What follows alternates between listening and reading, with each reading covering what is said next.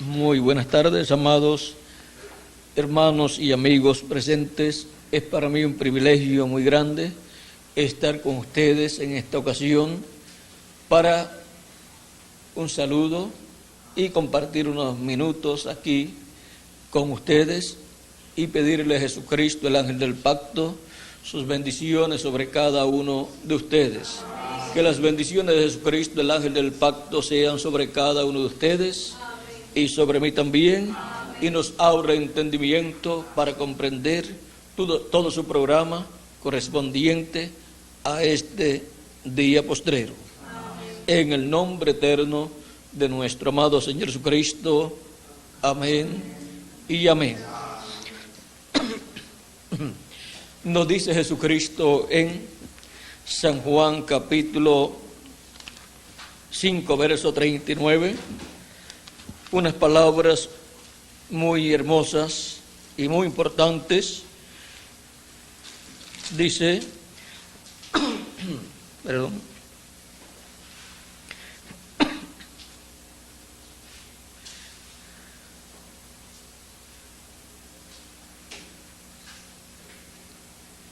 vamos a comenzar un poquito antes, verso 33 al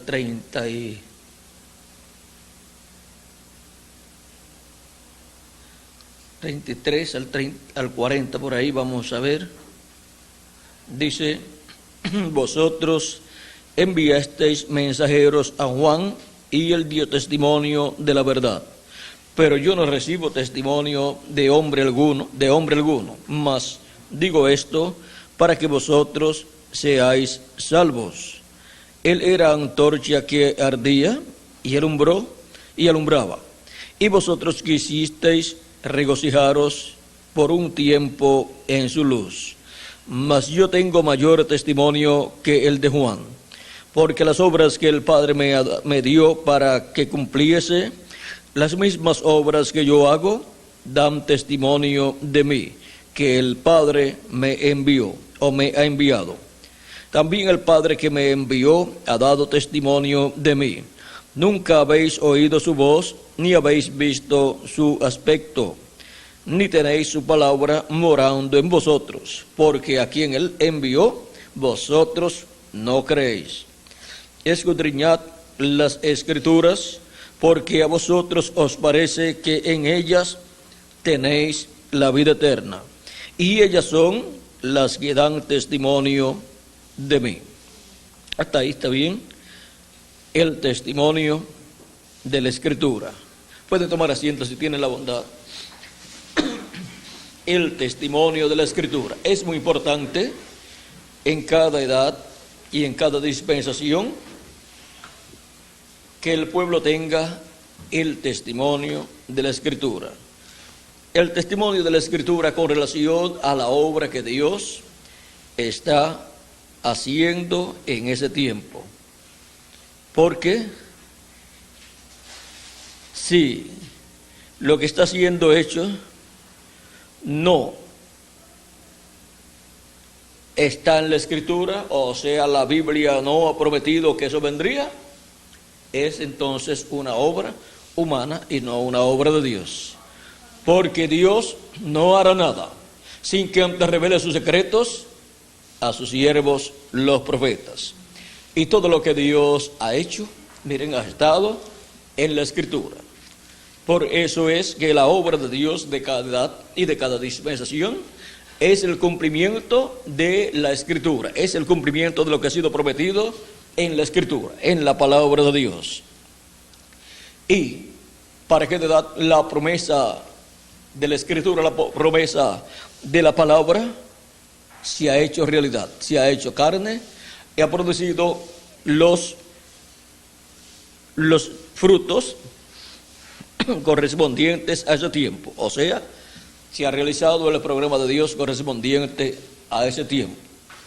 Hay personas que algunas veces dicen que son enviados de Dios y que Dios los está usando, pero ni siquiera saben en qué los está usando Dios. ¿Por qué? Porque no tienen el testimonio de la Escritura. Jesucristo vino como un profeta de Dios en el cumplimiento de la venida del Mesías. Y la Escritura hablaba que para aquel tiempo estaría en la tierra el Mesías en la primera parte de la semana 70 teniendo su ministerio. Y por eso Jesús podía decir: escudriñen las Escrituras, porque en ellos parece que tenéis la vida eterna, y ellas son las que dan testimonio de mí. Él se podía identificar en la Escritura, y la Escritura lo identificaba a él como el cumplimiento de lo que había sido prometido para ese tiempo.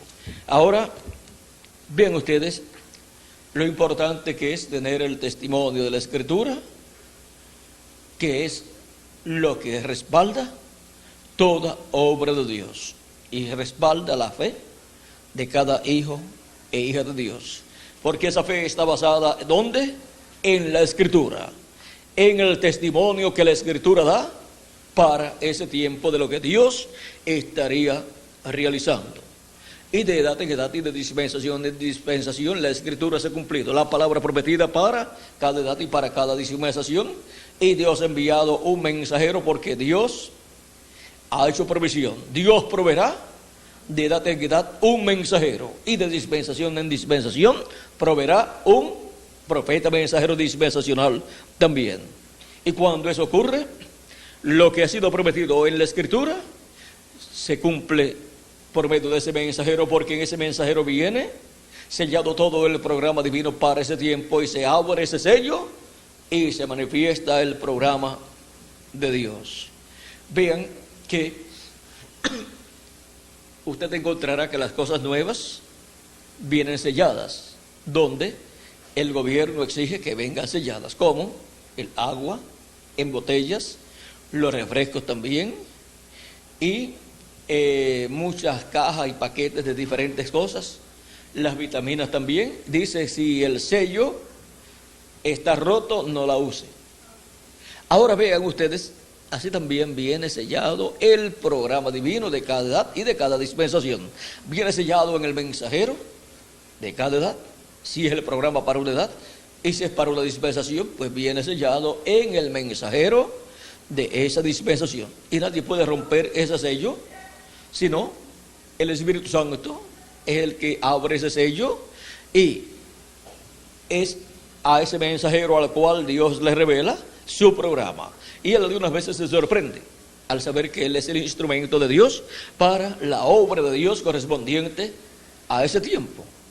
Y cuando se abre ese sello, cuando queda abierto ese sello, a través del mensajero comenzamos a ver manifestadas las obras de Dios prometidas para ese tiempo. Por eso encontramos que Jesús decía siempre que las obras que él hacía no eran de él, sino del que lo envió. Y vean ustedes cómo el que lo envió, Dios dijo, el que lo envió, dijo que haría tales y tales cosas para el tiempo del cumplimiento de la venida mesiánica. Y por medio de Jesús, Dios estaba haciendo todas estas cosas. Es que Dios siempre ha usado un velo de carne a través del cual cumplir su palabra profética, a través de la cual cumplir lo que Él ha prometido para cada edad y para cada dispensación. Y en esta ocasión, después de Juan el Bautista, el próximo que vino fue el Cristo, el Mesías, el ungido con el Espíritu Santo, Jesús de Nazaret, para cumplir toda promesa mesiánica correspondiente a la primera venida de Cristo. Y por eso Cristo siempre los enviaba a la Escritura y les decía que escudriñaran las Escrituras, porque ellas, las Escrituras, eran las que daban testimonio de Él, de que Él vendría. Profeta como yo os levantará el Señor vuestro Dios, a Él oiréis.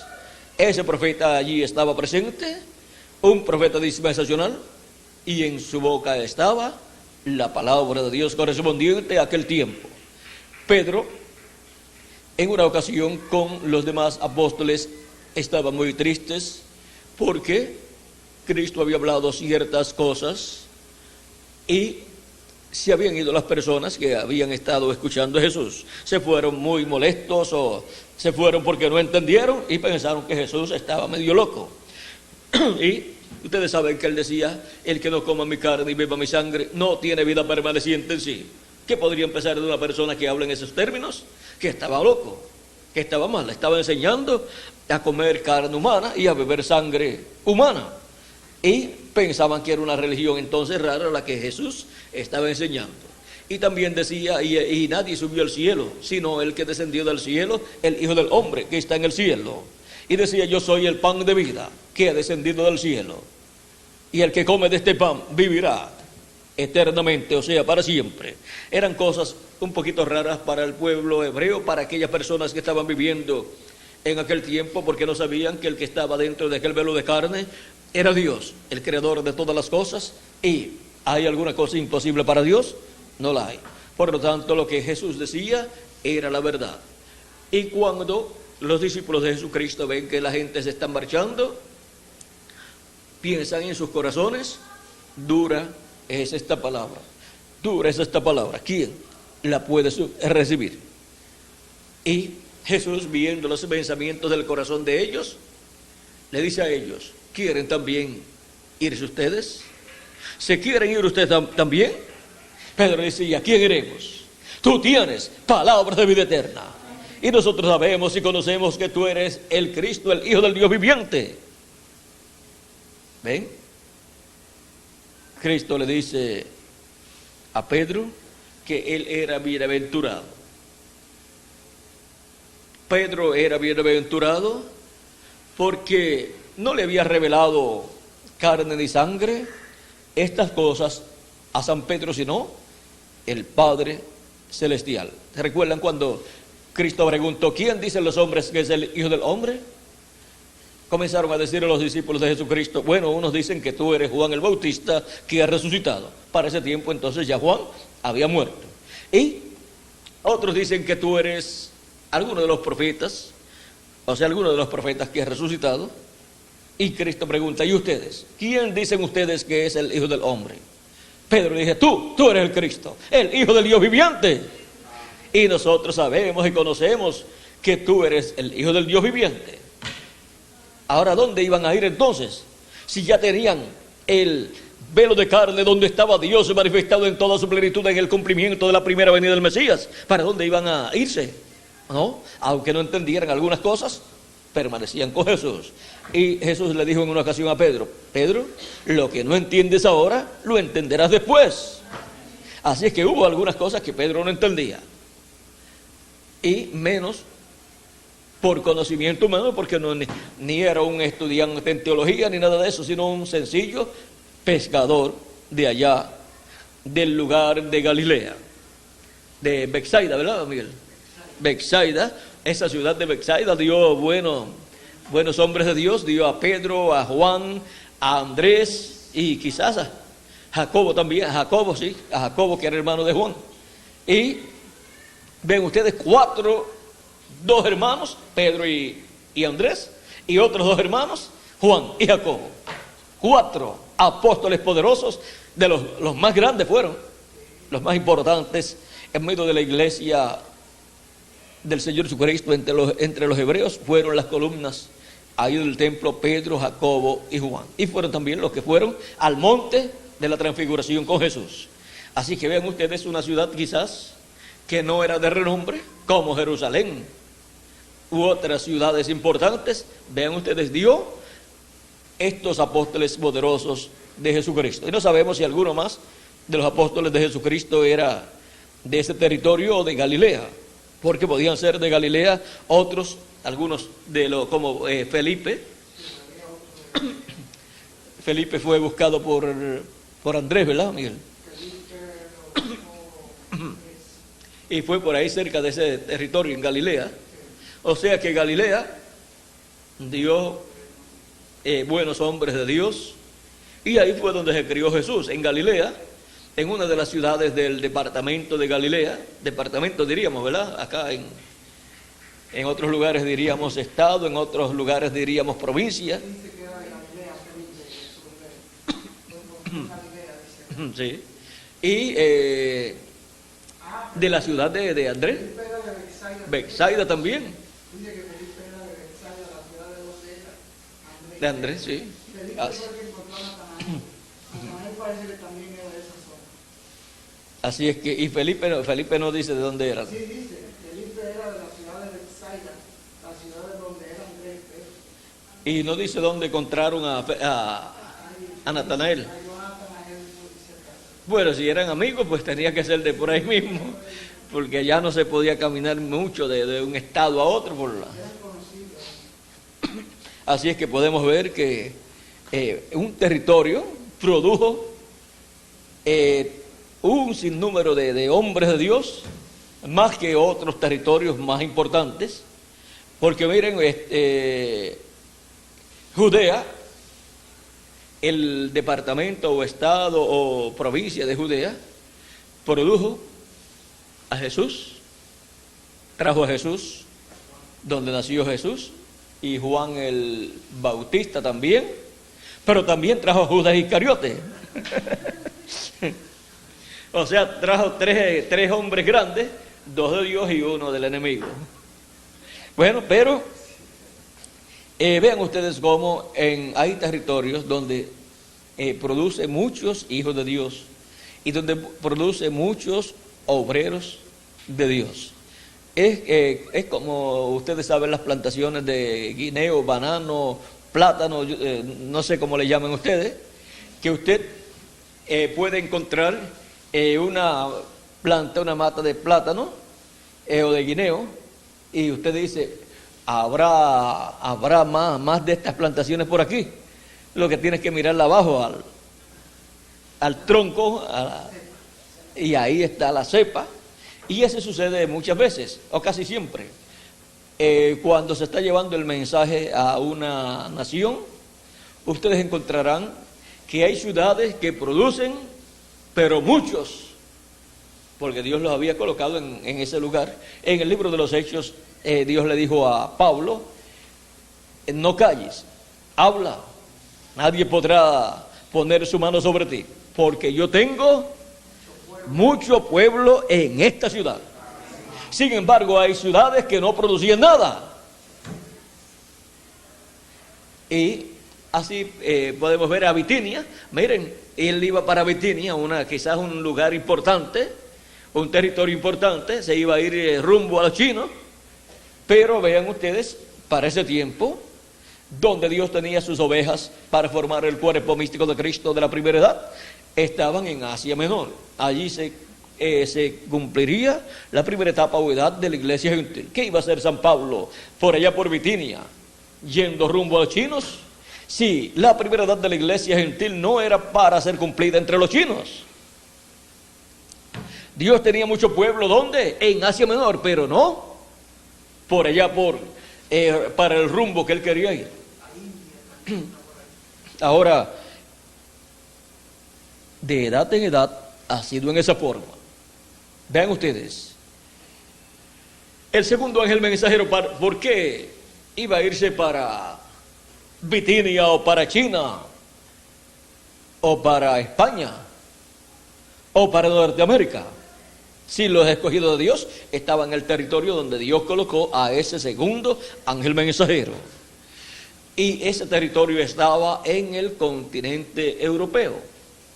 Y allí se cumplieron 5 etapas o edades de la iglesia gentil. Por lo tanto, los escogidos de Dios, los primogénitos de Dios, estaban en ese territorio. Aunque hay muchos hijos de Dios, pero que no son primogénitos. Y tienen sus nombres escritos también en el libro de la vida, pero no en la sección del libro de la vida del Cordero. Pero, vean ustedes, los escogidos, Dios los coloca en cierto territorio. Y ese territorio es la parte de la casa de Dios en el tiempo presente. Así como en una familia, cuando tienen niños, ¿dónde están los hijos de esa familia? Pues en el territorio donde vive esa familia. Ahí están. Bueno, si después se van para otro territorio y vuelven a tener hijos, ¿dónde están? Pues en ese territorio donde volvieron a tener niños, porque ahí está la familia, esa casa, esa familia está viviendo en ese territorio. Y así ha sido con la iglesia del Señor Jesucristo, de edad en edad, en el territorio donde Cristo ha estado, donde se ha movido Cristo, ahí han estado los hijos e hijas de Dios, han sido creados en cuanto al nuevo nacimiento. Es por creación divina. Dios los ha creado por medio del nuevo nacimiento, ha creado. Vean ustedes, la persona le ha creado un cuerpo teofánico de la sexta dimensión. Ha nacido en el reino de los cielos y por consiguiente está en lugares celestiales con Cristo Jesús. Así como Adán estaba en lugares celestiales antes de venir en cuerpo humano, estaba en la sexta dimensión con Cristo, con Dios. Y Dios estaba allí en la sexta dimensión en su cuerpo teofánico. Y ahora nosotros obtenemos un cuerpo teofánico cuando creemos en Cristo como nuestro Salvador y recibimos su Espíritu Santo. Y somos colocados en lugares celestiales con Cristo Jesús, Señor nuestro. Y ahora vean ustedes, de edad en edad esto ha estado sucediendo. Aunque no hemos recibido en las edades pasadas como cuerpo místico de Cristo, los individuos pertenecientes a ese cuerpo místico de Cristo no han recibido el cuerpo eterno, el cuerpo físico, porque eso está señalado en la Escritura que es para el día postrero, o sea, para el séptimo milenio. Y sobre la tierra estarán viviendo personas en el séptimo milenio, en el día postrero que serán transformados. Y los muertos en Cristo recibirán un cuerpo eterno, resucitarán en un cuerpo eterno. Ahora, si alguno de los nuestros se va antes, muere su cuerpo físico, no hay ningún problema porque Él regresará en este tiempo final, en el día postrero. Y nosotros los que vivimos, que permanezcamos vivos en cuanto a nuestro cuerpo físico y en la palabra de Dios correspondiente a nuestro tiempo, y veamos a los muertos en Cristo resucitados, seremos transformados. Eso es para los que estarán viviendo en el día postrero en la casa de Dios en tiempo presente, no en tiempo pasado. Para los de tiempo pasado no está prometida la transformación, sino la resurrección. Y si están vivos en el tiempo que ocurre la resurrección y están en una edad que ya pasó, pues les va a pasar como a los discípulos de Juan, que vino la bendición del Espíritu de Cristo el día de Pentecostés, y los que no habían pasado a una nueva edad y a una nueva dispensación con Jesucristo no recibieron el Espíritu de Cristo el día de Pentecostés. Pablo los encontró después de muchos años y les pregunta: ¿recibieron ustedes el Espíritu Santo cuando creyeron o después que creyeron? Ellos dicen: ni sabemos que hay Espíritu Santo. Miren qué atrasados estaban. Y Juan había dicho: el que viene después de mí, Él les bautizará con Espíritu Santo y fuego. Así es que querían el Espíritu Santo, ni sabían que iba a venir el Espíritu Santo. Y si lo sabían, miren, querían el Espíritu Santo, pero siendo discípulos ¿de quién? De Juan. Y la promesa con Juan era que serían bautizados en agua, pero con Jesús serían bautizados con Espíritu Santo y fuego. O sea que la promesa del bautismo del Espíritu Santo era para los creyentes ¿en quién? En Jesucristo, no en Juan el Bautista. Los de Juan el Bautista tenían que pasar a ser luego discípulos del precursado, del Señor Jesucristo. Y si no pasaban a ser discípulos del Señor Jesucristo, nada recibían. No podían recibir el Espíritu de Cristo. Por lo tanto, no podían nacer de nuevo. El nuevo nacimiento no se podía efectuar en ellos. Y para el día postrero, no basta con ser discípulos del precursor, sino que se requiere que luego de ser discípulos del precursor, vengan a ser discípulos del precursado para poder recibir la plenitud del Espíritu de Cristo, la plenitud del Espíritu Santo, ser transformados y estar a imagen y semejanza de nuestro amado Señor Jesucristo. Ahora todavía no hemos sido transformados, pero estamos en el proceso de preparación para pronto ser transformados y raptados. ¿Y quiénes recibirán esa transformación? Los discípulos del precursor o del precursado. Los del precursado. Y de los discípulos del precursor, muchos vendrán a ser discípulos del precursado y recibirán la plenitud del Espíritu de Cristo, la plenitud del Espíritu Santo. Seremos transformados y tendremos el cuerpo eterno. Esto es muy importante entenderlo porque no hay promesa de transformación sin recibir al precursor, sin recibir al que viene después del precursor. Y vean ustedes que los truenos de Apocalipsis capítulo 10 son los que dan la fe para el rapto a los escogidos de Dios, la fe para ser transformados y raptados, o sea, la revelación para ser transformados y raptados. Y los truenos son los que revelan el misterio del séptimo sello. Y los truenos son los que le dan un despertamiento, un avivamiento a la iglesia del Señor Jesucristo. ¿Y qué contienen los truenos? ¿Qué revelación contienen, ya que es la voz de Cristo? La voz de Cristo como león de la tribu de Judá, la voz de Cristo clamando como cuando ruge un león y 7 truenos emitiendo sus voces. La voz de Cristo, la voz de los 7 truenos, contiene la revelación divina del séptimo sello, la revelación divina de la segunda venida de Cristo con sus ángeles, llamando y juntando a sus escogidos en este día postrero. Y así, cumpliéndose la palabra de la promesa, la palabra prometida para el día postrero, para el día del Señor, para el séptimo milenio.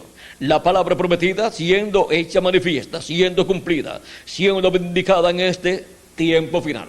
Por lo tanto, toda persona que cree en la Biblia tiene que escudriñar las Escrituras y ver lo que Dios dice que Él hará en este tiempo final. Tanto para los creyentes en Jesucristo que están en diferentes iglesias o grupos religiosos, como también para los creyentes en el precursor de la segunda venida de Cristo, para que así también tengan el testimonio de la Escritura con relación a la venida del precursado y las cosas que Él hará, para creer también en el precursado y su mensaje y recibir así la fe, la revelación de la segunda venida de Cristo, que es la fe del rapto, la fe para ser transformados y raptados en este día postrero. El testimonio de la Escritura. ¿Ven lo importante que es el testimonio de la Escritura? Una persona no puede estar creyendo cosas sin que sean escriturales. Tiene que ser lo que dice la Escritura. Si no es lo que dice la Escritura, no se puede creer en un mensaje y decir que es un mensaje de Dios, sino está prometido para esa edad o dispensación en que la persona está viviendo. Ahora, para nuestro tiempo, ¿hay la promesa de que vendría un mensaje? Claro que sí.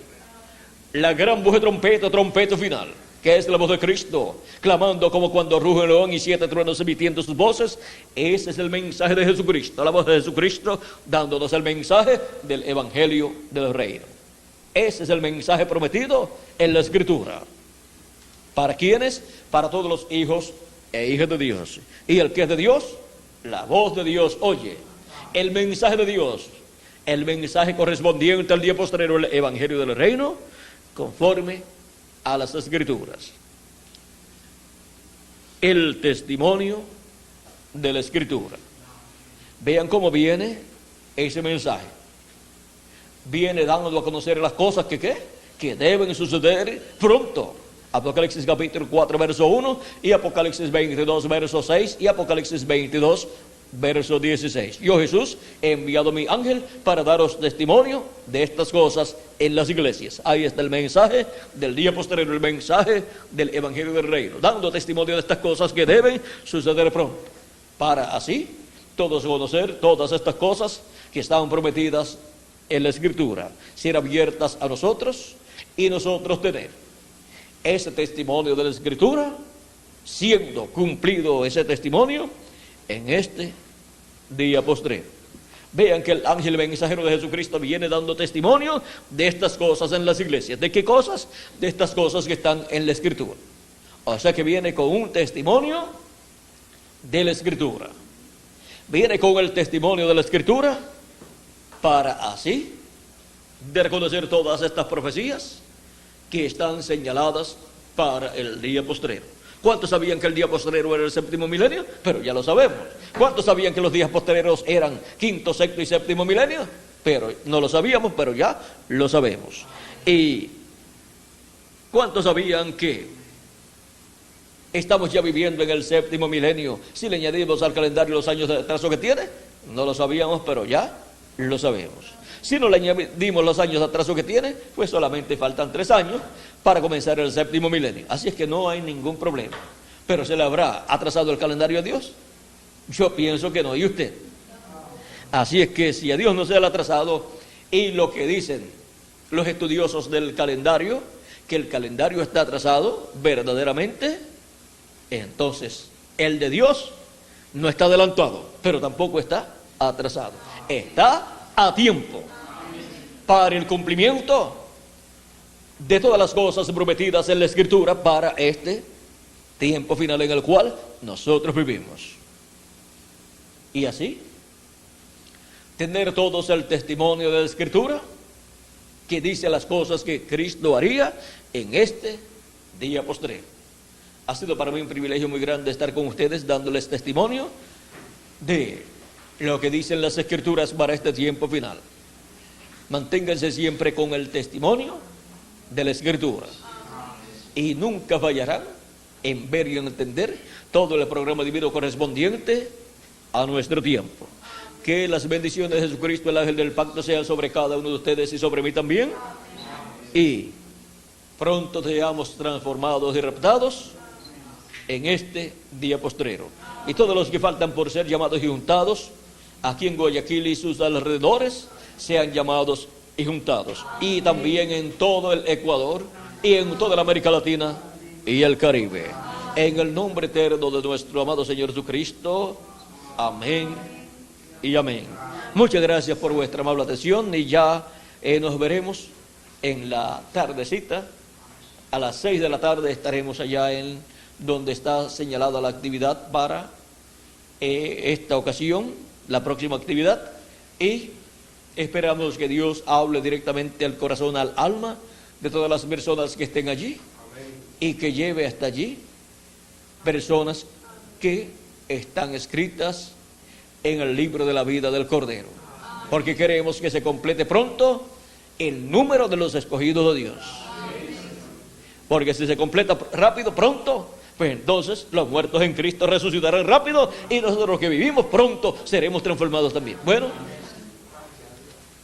esa es la obra que Cristo está haciendo, llamando y juntando a los escogidos en este día postrero, en el cumplimiento del testimonio de la Escritura. Bueno, que Dios le bendiga, que Dios le guarde. Muchas gracias por vuestra amable atención y con nosotros nuevamente Miguel Bermúdez Marín. Dios le bendiga.